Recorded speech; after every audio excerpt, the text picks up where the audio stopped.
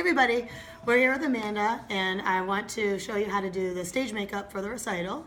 In case you have any questions, you can email me at misslaura@nhadance.com or just check in at the desk and we'll be sure to help you out. So we have everything we need here, and I'm going to have Amanda apply her matte foundation herself. You can get any brand that matches your face. She uses her hands to put it on. You can use a sponge as well. I'm going to have her do that.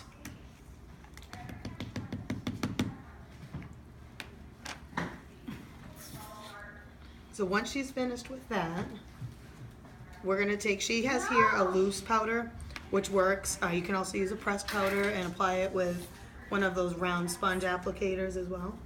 And she looks how she's blending it into her neck, because we never want that pretty ring around our neck. Good? Okay. So we're going to put that on just how you would expect to make sure it's not shiny, because things can get pretty sweaty underneath those bright lights. All the way into her neck. I like to go in her hair too to make sure it's blended nice. Then usually next I'll go for the eyes. We use a white and charcoal or a white and kind of a black. And it's really easy. Just take the white, the light one, and you're going to brush it all over her eye, under her eyebrow, all the way into her eyelash on both sides. And you give it a pretty good coat, because this is the highlight. It's going to make the eyes pop out on stage.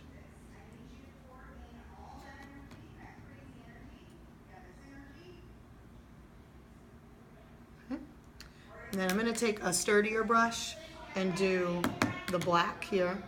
But again, you can use a dark charcoal. And I'm going to try to line it up with the corner of her nose and with the corner of her eyebrow. That's usually where your contour is going to end. So I'm going to kind of guess that it's right there. And I'm going to start by making kind of a corner from the corner of her eye all the way in. And it looks kind of silly at first, kind of like a big stripe. But we're going to keep blending it down.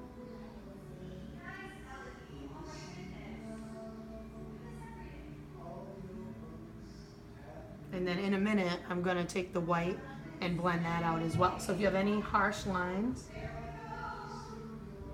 you're going to go ahead and get rid of those. So it should kind of look like you have the outline of the eyeball going on underneath here and blended it in.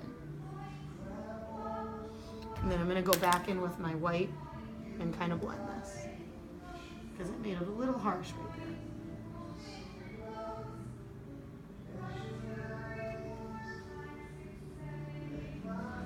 And open up. There. And so now you've got a nice contour. And then you're going to go in with black eyeliner. And with little ones, it's always good not to go straight at their eye like this, because they get really squeamish. But really, who wants, regardless of your age, who wants someone coming at you with a sharp pencil to the eye? So I'm always going to try to come at it from the side and pull up the eyebrow to kind of get in there. And I use like a sketching technique, sort of, to get in there so that it doesn't look really severe and messy. It gives it more of a smudgy effect. And it's not important really how great this line is, because you're going to be applying, in most cases, a false eyelash over it, and then it'll look clean anyway.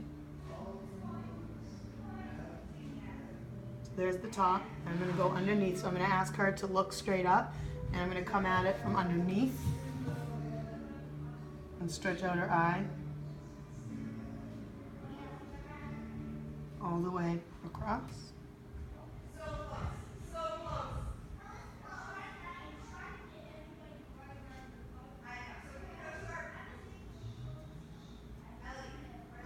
So there you go. So next is probably the most daunting of the tasks, which is the eyelashes. So you're going to need a pair of eyelashes. The ones that work for the younger kids the best are 101 Demis, and you can get those at Sally Beauty Supply, or you can get those at CVS as well, I know. So I'm going to take a little adhesive and an open bobby pin and get the bobby pin loaded up. Then I'm going to take the eyelashes, and when they come to you, they go on the way that they come in the set. So the smaller part should be toward the inside. And then I'm just going to make a thin line here. And I'm coming this way. So they curl upward, smaller part in. And I'm going to put this right on her lashes. And I try to line up the outside because that makes the most sense. And I use the clean side of the pin to push the glue into her lash line. It makes it a little bit easier and less clumsy. And it's always the edge that you're gonna have to pull up and redo. So it looks messy right now, that's gonna dry clear. I'm gonna go ahead and do that on the other eye. And you never wanna do too much. Then it gets glued, their eyes will get glued shut. So try to always use the least amount that you can get away with.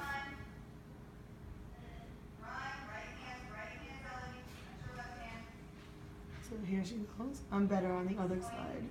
So I'm right-handed, but in we go. Line it up with the outside and push it down into her lash line.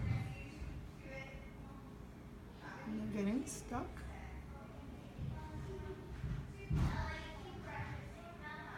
There. Does that feel? Okay, so as the video goes on, that should dry off. So then you're going into the blush. And we use kind of a brownish type of blush. If you have any questions, bring it on in and we'll check it for you. So load it up really well. And then you take 2 fingers and, can you turn your head this way, sweetie? Against her nose. And you're going from where the ear meets the hairline, and you're gonna brush down with circular strokes until you get there. You don't want that to go into the nose, and then let go and kind of blend it. And then we'll go the other way, here.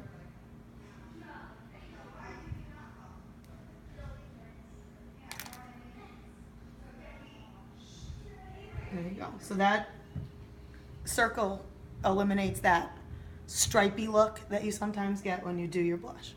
And then for lips, you can do a lip liner if you want to. You can use like a chunky lip pencil for this as well, but you don't need to do anything too fancy. You're just gonna put lipstick on. Just thick though. So, yeah.